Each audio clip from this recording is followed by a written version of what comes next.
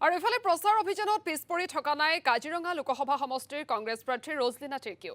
সমষ্টিটোৰ চুকে কোণে ভোটাৰসকলক আকৃষ্ট কৰিবলৈ চেষ্টা অব্যাহত ৰাখিছে কংগ্ৰেছ প্ৰাৰ্থীগৰাকীয়ে। স্থানীয় প্ৰাৰ্থীক গুৰুত্ব নিদি আমদানি কৰা প্ৰাৰ্থী প্ৰক্ষেপ কৰি বিজেপিয়ে কাজিৰঙা সমষ্টি দখলৰ পৰিকল্পনা ৰচা বুলিও প্ৰতিপক্ষক আক্ৰমণ কৰে ৰজলিনা তিৰ্কীয়ে। অসমত কংগ্ৰেছ শূন্য হ'ব বুলি মুখ্যমন্ত্ৰীয়ে কৰা মন্তব্যৰো প্ৰতিক্ৰিয়া প্ৰকাশ কৰে কংগ্ৰেছ প্ৰাৰ্থীগৰাকীয়ে। আজি নিৰ্বাচনী আমাৰ লামডিং অঞ্চলত আমাৰ নিৰ্বাচনী সভা আছে, তাত অংশগ্ৰহণ কৰিলোঁ আৰু যথেষ্ট ভাল পাইছোঁ। সকলো ৰাইজে আমাক লগ ভাগ পাইছে।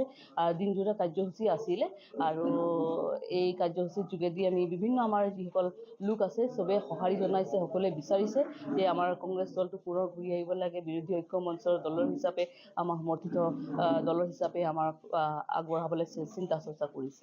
চব নিৰ্বাচনটো এনেকুৱা এটা নিৰ্বাচন, এইটো কথা হয় কাৰণ আজি বিভিন্ন ৰাজনৈতিক দলবিলাক থাকে, সকলোৰে নিজৰ নিজৰ এটা হেৰি থাকে, কিন্তু বৰ্তমান যিটো পৰিস্থিতি চলি আছে অসমত বা সমগ্ৰ ভাৰতবৰ্ষত এটা অশান্তি পৰিৱেশ চলি আছে। সকলো মনত এটা শংকা হৈ আছে বা ওলাই যাবলৈ এটা পৰিৱেশ এটা মানে অসুবিধা এটা সন্মুখীন হৈ আছে। মূল্যবৃদ্ধিয়ে হওক, নিবনুৱা সমস্যাই হওক, আজি মাটিৰ পট্টাৰ কথাই হওক বা বিভিন্ন আজি মানে কথাবিলাক আজি যি আছে সংস্থাপনৰ কথাবিলাক, এই সকলো কথাবিলাক ৰাইজে ভাবিছে যে কেনেকৈ আমাৰ এইটো চৰকাৰ যদি থাকে, বৰ্তমান যি বিজেপি আছে সেইটো থাকিলেতো মানে ভাল নহ'ব। আকৌ পুনৰ আমাক আকৌ যি ধৰণে আজি মাধমাৰ দি আছে আকৌ আমাক তলত পেলাই গুচি যাব।